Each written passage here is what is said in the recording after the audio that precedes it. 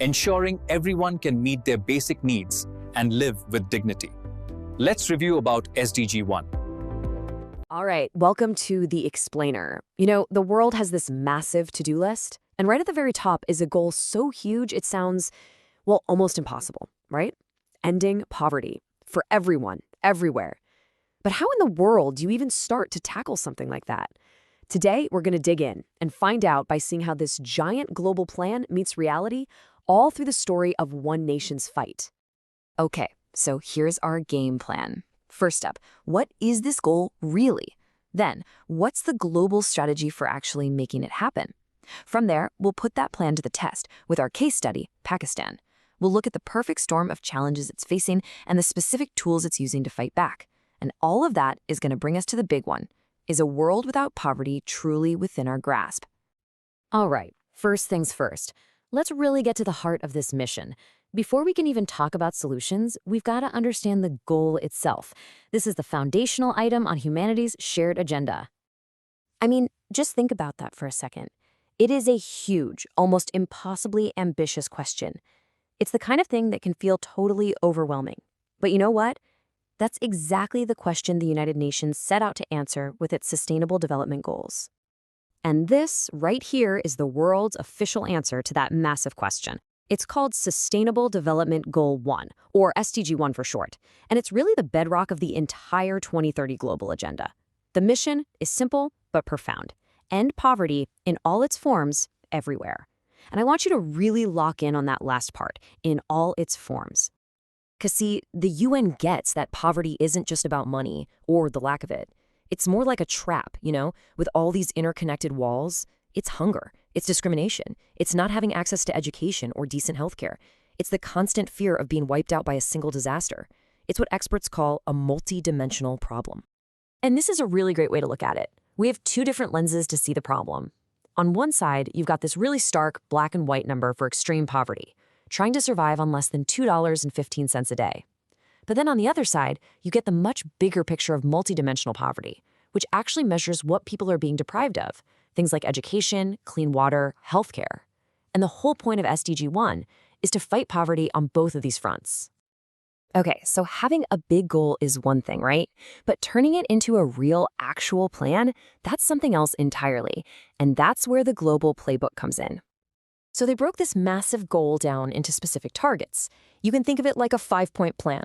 Step 1, completely get rid of that under $2.15 a day poverty. Step 2, cut all other forms of national poverty in half. Step 3, create social safety nets to catch people when they fall. Step 4, empower people with rights to resources so they can lift themselves up.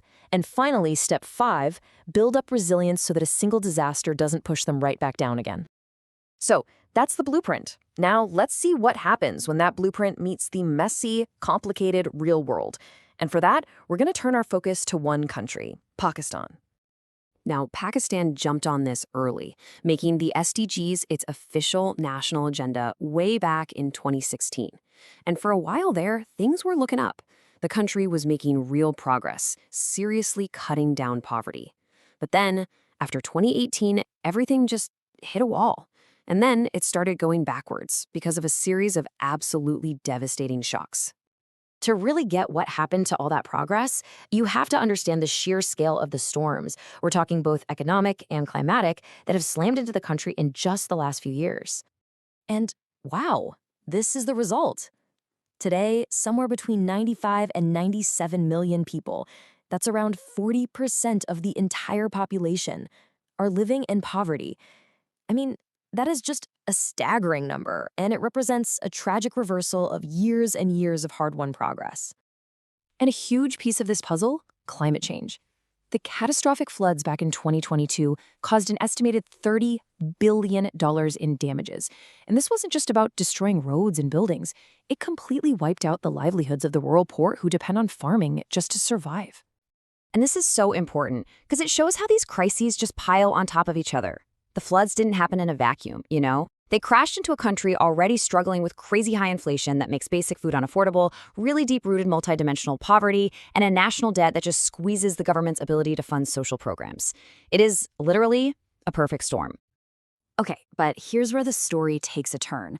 Because despite these totally overwhelming challenges, Pakistan isn't starting from scratch. It actually already has a pretty sophisticated and targeted toolkit of policies on the ground designed specifically to fight poverty. So let's connect the dots here. Remember Target 1.3 from that global playbook we talked about, the one about creating social protection systems or safety nets? Well, this is actually Pakistan's strongest area. And Pakistan's answer is a program called the Benazir Income Support Program, or BISP. This is the country's main social safety net. What it does is it gives cash directly to the absolute poorest families, usually through the female head of the household, to help them cover their basic needs. It even has these conditional payments that give families extra money for things like sending their kids to school or getting regular health checkups. All right, next up. What about Target 1.4? That's the goal of empowering people with equal rights to economic resources, basically giving them the tools to build their own way out of poverty. This is where the country's really robust microfinance sector comes into play. You have organizations like the Pakistan Poverty Alleviation Fund and another one called Aquat that provides small, often interest-free loans. It's all about empowering people to start their own thing, a little tailor shop, a food stall, giving them a direct path to economic independence. And that brings us to the final and maybe most crucial target, building resilience. How do you protect the most vulnerable people from the exact kinds of shocks, like those floods we mentioned, that can trap them in poverty for generations?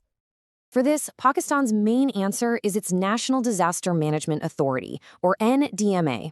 Its entire mission, from early warning systems to coordinating relief efforts on the ground, is directly tied to shielding vulnerable people and helping them get back on their feet when disaster strikes. You can think of it as the institutional shield for Target 1.5. Okay, so this is where it all comes together, right? The central tension of this whole story. On one side, you have the right tools, the right frameworks, the right ideas. But on the other, you have these overwhelming structural forces just pushing back with everything they've got. And this quote, it just nails it. The country has the right ideas and the right structures in place, but any progress is being fundamentally blocked by these massive economic and climate crises that are often way beyond its immediate control. The bottom line is this: the plan is there, but the storm is just raging. Which leaves us all with this final and really tough question. When a country has the right playbook but is facing a perfect storm, is ending poverty still a realistic goal, or does it become more of a distant dream? And, that's a question not just for Pakistan, but for the entire global community as that 2030 clock keeps on ticking. Something to think about. Thanks for joining me on The Explainer. Thanks for your time to learn, earn, and lead. This is Mohammad Zishan Awan, Advocate High Court. To join Vision 2047, please register with us and be part of the transformation.